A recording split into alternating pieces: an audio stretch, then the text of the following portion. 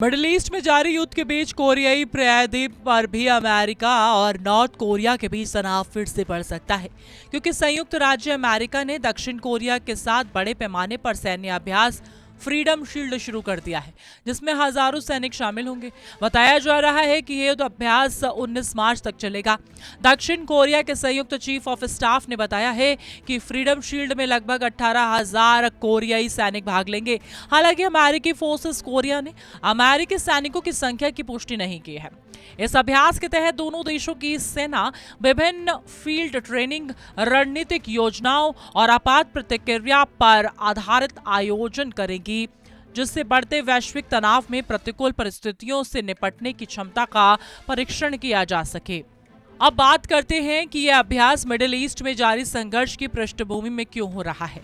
America फिलहाल Iran Israel संघर्ष में प्रत्यक्ष या अप्रत्यक्ष रूप से लगा हुआ है, और कई वैश्विक सुरक्षा विशेषज्ञ मानते हैं कि ऐसे समय में सहयोगी देशों के बीच सैन्य तालमेल का अभ्यास आवश्यक है। दोनों देशों ने कहा है कि यह अभ्यास क्षेत्रीय सुरक्षा सहयोग को और मजबूत करेगा, खासकर नॉर्थ कोरिया जैसे पड़ोसी देश के बीच बढ़ते तनाव को देखते हुए। उत्तर कोरिया द्वारा बार बार इसे आक्रामक और पूर्वाभ्यास करार देने के बावजूद दक्षिण कोरिया अधिकारियों ने युद्ध अभ्यास को सुरक्षा सहयोग पर मजबूत संकेत बताया है कि इससे दोनों सेनाओं को वास्तविक युद्ध की स्थिति में बेहतर तालमेल और मदद मिलेगी।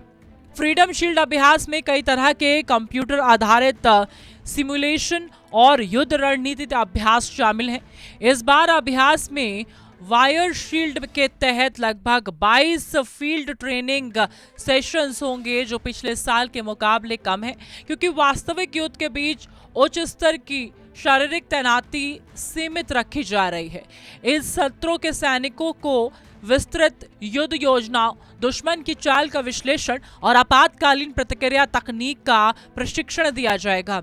इसके अतिरिक्त दोनों देशों की सेनाएं संयुक्त सैन्य कमान और नियंत्रण प्रणालियों पर अभ्यास करेंगी, ताकि भविष्य में किसी भी तनावपूर्ण स्थिति में तुरंत प्रतिक्रिया हो सके।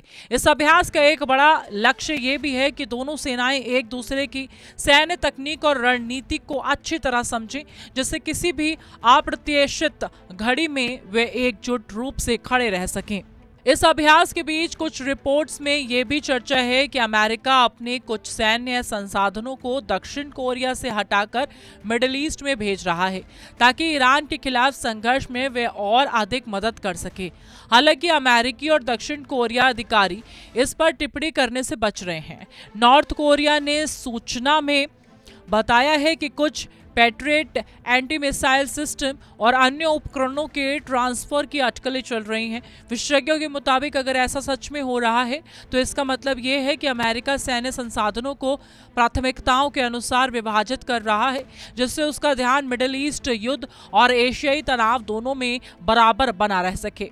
जैसे कि पहले भी कई बार देखा गया है कि उत्तर कोरिया के सर्वोच्च नेता किम जोंग उन ने इस अभ्यास पर आपत्ति जताई है।